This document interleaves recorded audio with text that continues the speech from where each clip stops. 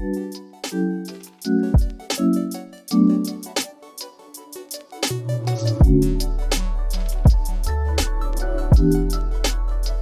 guys, so today I'm going to be showing you a pretty interesting trick. I think you guys are going to enjoy it a lot. And without further ado, let's get right into the performance. So over here, I have a deck of cards which can be shuffled by the spectator as much as they like. And once they're ready, I'm just going to spread through the cards and they can go ahead and touch any card that they wish. It really does not matter. Let's say it's this card over here. So my head is turned so I can't see, but just remember that card the best that you can. And once you have it, I'll just go ahead and shuffle it back in the middle. And I can also give the cards to the spectator. They can go ahead and also shuffle the cards as much as they wish.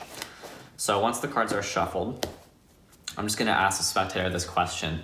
And it is a pretty interesting question. Have you ever wished that you could live your life through the eyes of somebody else? Have you ever wished that you could change your perspective and wish that you could see stuff through somebody else's eyes? Because I don't know if you have, but me personally as a magician, I just think it's a really interesting idea, because if you think about it, a magician would have spectators select cards, and if I could, potentially see through their eyes, then I could instantly know what their cards are. That would just be a really cool, like a cheating mechanism, which I think is really, really interesting.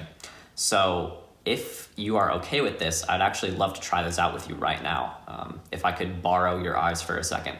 So we're gonna go ahead and try this right now. I'm not sure if it'll work, but because I'm sort of practicing it, but hopefully if you're okay with it, we can try it out today. So what I'm gonna do is I'm gonna turn my head away. So my eyes are also closed. So I'm gonna close my eyes, turn my head away.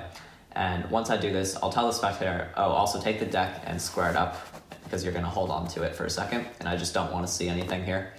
And I'm gonna hold out my index finger and they're gonna hold out theirs. And when we touch them, just like that, now I actually have access to your eyes. So now I can see everything that you're currently seeing, okay?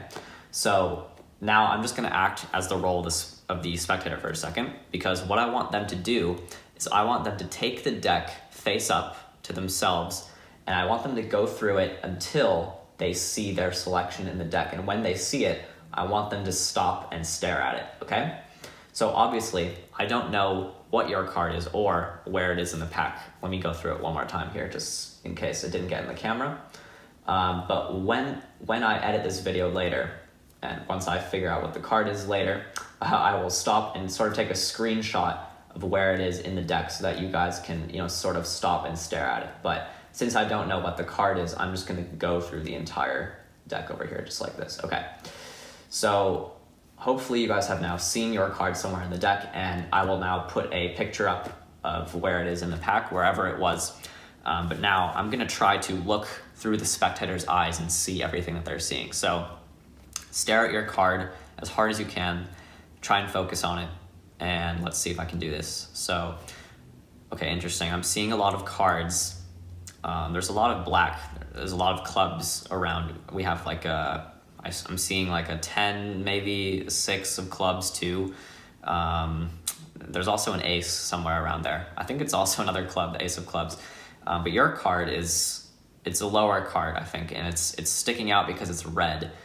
I'm seeing a heart as well. I think your card, I see it, it's the 3 of hearts, isn't it? The 3 of hearts. And hopefully, yes, that was the card. Let's see where it is right over. Yes, here it is right over here. And yeah, that is the trick, guys. So I really hope you guys enjoyed this one. And if you want to learn it, be sure to stick around for the tutorial. All right, guys, so here's the tutorial for the trick that you just saw. So I really hope you guys enjoyed this one. This is something that I've been playing around with recently, and I just really, really love this idea. And I think you guys are going to love this as well because of how easy it is to do, but also how powerful it is as well. Let's learn how to do it right now. So it's such an easy trick. It really requires almost no skill. The entire trick is based off a force card. That's really all you're doing is forcing a card on the spectator, and they can shuffle the cards as much as they want to. And later, what you're gonna be doing is you're going to spread the cards out on the table, and when you're talking to the spectator, you are just going to casually look out of the corner of your eye, and you're gonna find their card, and you're just gonna kind of note the other cards around it. That's really what this trick is based upon. So normally, in a normal trick, you would force a card and then you would just find it and then produce it in some way, right? But this way, when you actually note the surrounding cards around the force card, this way it just makes it seem a lot more interesting, in my opinion. So let's get into how this is actually done. So you can use any card force that you want, and you can also force any card that you want. You don't have to force any specific card to do this. For the tutorial's sake, let's just use the Ace of Spades because that's just a very memorable card. I use this force all the time. It's such a great force. All you want to do is take the card and place it on the top, and you have the spectator touch any card in the middle. What you do is you out jog the card, and when you go to pull it out, what you're going to be doing is sort of pushing the card in that they touched. And at the same time, your thumb in the back is going to remove the top card like this. So you're going to be doing two things at once: pushing this card in and pulling this card out. And that's really the entire force right there. So you have them touch a card and you do these two things at once. You push in and pull out like this. And it looks like you're taking out the card that they actually touched, but in reality, this is actually the top card. So now you're forcing the Ace of Spades on the spectator. So you already know what this card is. Now you can replace it back anywhere in the deck and they can go ahead and shuffle the cards as much as they want. And it really does not matter where it ends up in the deck.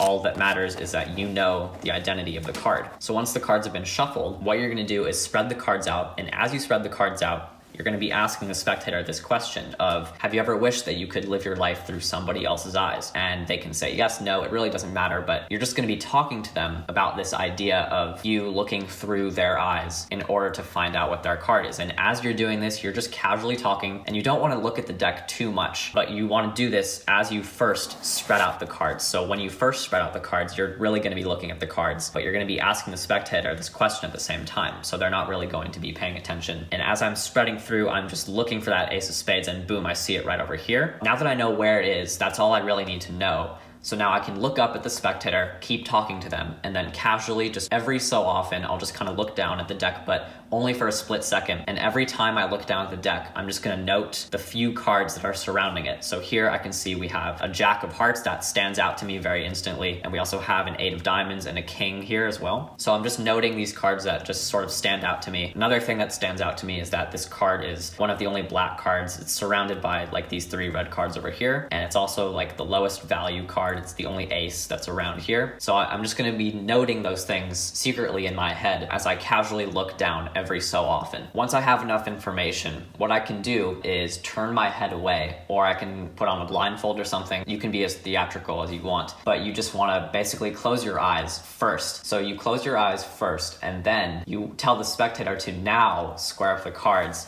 because you don't want to see anything. And you sort of say this as like an afterthought. So I'm going to go ahead and turn my head away and close my eyes because I really don't want to see anything.